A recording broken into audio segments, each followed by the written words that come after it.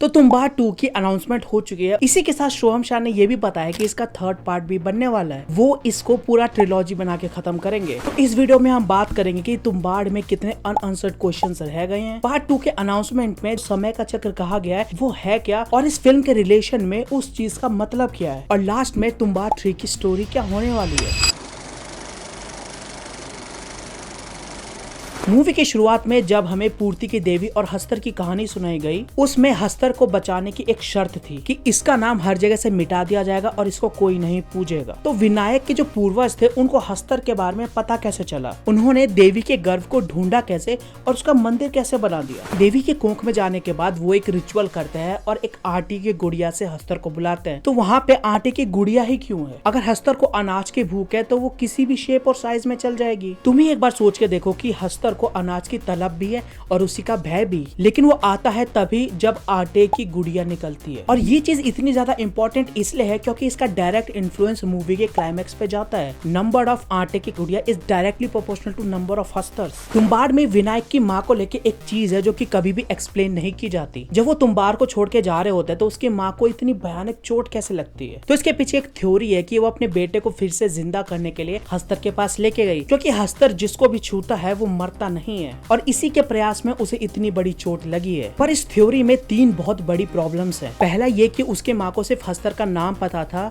और वो भी सिर्फ वो दादी को सुलाने के लिए यूज करती थी। दूसरी प्रॉब्लम है कि तब तक देवी के कोख में जाने वाला टनल डिस्कवर ही नहीं हुआ था। वो तो फिल्म में आगे विनायक अपनी दादी से पूछ के फिर से डिस्कवर करता है। एक डायलॉग भी है कि सरकार पूरी जिंदगी खजाना ढूंढता रहा पर उसे कुछ भी नहीं मिला, पुरखों का सारा पैसा भी उड़ा दिया। तो सरकार अपनी पूरी जिंदगी उसी टनल को ढूंढ रहा था पर उसे मिला नहीं। और तीसरा ये कि अगर उसको ये चोट हस्तर की वजह से लगती तो वो भी दादी जैसे क्रीचर में कन्वर्ट हो जाती। तो वो बैलगाड़ी वाले को बाड़ी जाने के लिए सिर्फ इसलिए कहती है क्योंकि उसे अपनी 12 साल की कमाई वो सोने का सिक्का चाहिए था। फिर वो इतनी बड़ी चोट कैसे लगी? गिर गई होगी यार। फिल्म में दादी को लेके एक और मिसकंसेप्शन है कि दादी पेड़ में कैसे कन्वर्ट हो गई। तो वहाँ पे दादी पेड़ नहीं बनी है, बस वो जहाँ गिरी हुई थी वहीं से एक झाड़ निकला और फैलता चला गया। अगर तुम ध्यान से देखोगे तो जब छोटा विनायक दादी को कहता है कि सो जा दादी, हस्तर आ जाएगा, और वो जहाँ गिरती है, बड़ा विनायक जब वापस आता है तो लगभग उसी जगह पे वो लेटी ही रहती है। उसको खाना नहीं मिलता इसलिए वो पूरी डिकम्पोज हो गई थी, उसका बस दिल बचा हुआ था जो धड़क रहा था।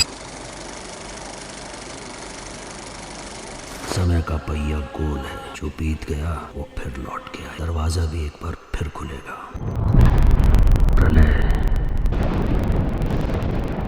प्रलय आएगा।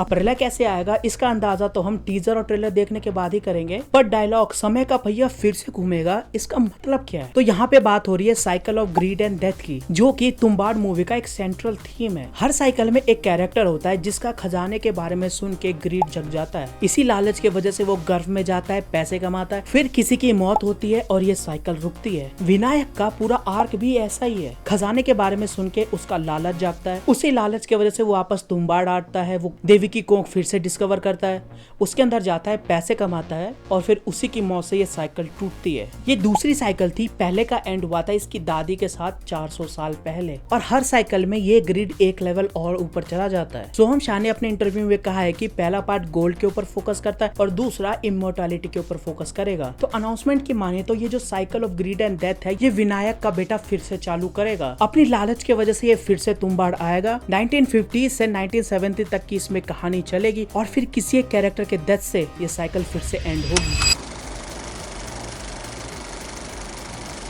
तो तुम्बाड़ का तीसरा पार्ट एक पीक्वल स्टोरी होने वाली है जिसके अंदर हमें first cycle of grid and death दिखाया जाएगा। दादी की कहानी चलेगी कैसे वो पहले किसी की पत्नी थी पर उनका पति मर गया, सती होने वाली थी, किसी ने उसको बचाया और क्योंकि वो रस्सी चढ़ने में सबसे तेज थी, हस्तर से सिक्के उठाने के काम में लगा दिया। वीडियो के शुरुआत में मैंने जिन क्वेश्चंस की बात करी थी उनका आंसर्स भी हमें इसी मूवी से मिलेगा, जैसे कि विनायक के पूर्वजों को हस्तर के बारे में पता कैसे चला, उन्होंने मंदिर कैसे बनाया, वो गर्भ में जाने के बाद वो जो रिचुअल करते हैं इसका आइडिया उन्हें कहां से आया, और ये भी हो सकता है कि उन्होंने पहले गर्भ डिस्कवर करा और उसी के आसपास वो किला बनाया हो जो हमें मूवी के पहले शॉट में दिखता है और जिसके अंदर सरकार रहता है। तो पहले पार्ट में हमें इस किले का निर्माण भी देखने को मिल सकता है। तो अभी तक जितनी इन्फॉर्मेशन अवेलेबल थी उससे इतना ही प्रिडिक्ट कर सकते हैं। बाकी अगर तुम्हारी कोई थ्योरी है तुम्बाड़ से रिलेटेड तो नीचे कमेंट्स में जरूर बताना।